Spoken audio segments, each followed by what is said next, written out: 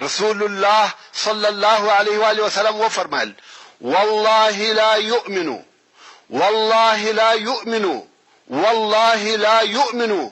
سبحان الله. رسول الله صلی الله علیه و آله وسلم درې واره په قسم یادولو سره وایي په والله ایمان یې نه دی راوړی، په والله ایمان یې نه دی راوړی، په والله ایمان یې نه دی راوړی. خلق ویل چا یا رسول الله؟ رسول الله صلی الله علیه و آله وسلم وفرمایل الذي لا يأمن جاره بوائقه. هغه څوک چې د همسایه د ضرر څخه نوی په امان. اوس نو تاسو فکر وکړئ څونه ډېر کارونه دي چې په هغه سره همسایه ته ضرر او آزار رسول کیږي.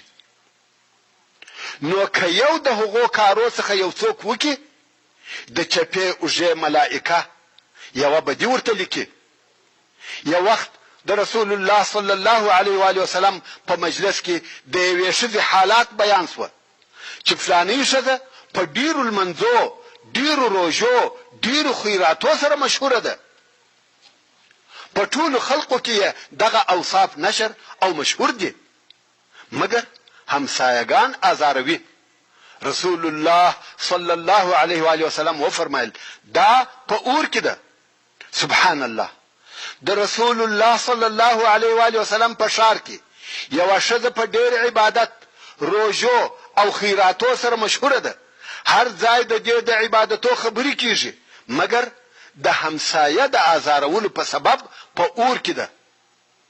دغه رنګه یو بل وخت د رسول الله صلی الله علیه و آله وسلم په حضور کې یوه ښځه یاده شوه چې ویل په لږو لمنځو، لږو روژو، لږو خیراتو سره مشهوره ده، مګر د همسایگانو سره ډېره ښه معامله او گزاره کوي. رسول الله صلی الله علیه و آله وسلم وفرمایل دا په جنت کې ده. رسول الله صلی الله علیه و آله وسلم فرمایي هغه څوک مؤمن کامل نه دی چې دی په ماړه نس خواړه خوري او د ده وڅنګ یا بغل ته یو همسایه وږی وي.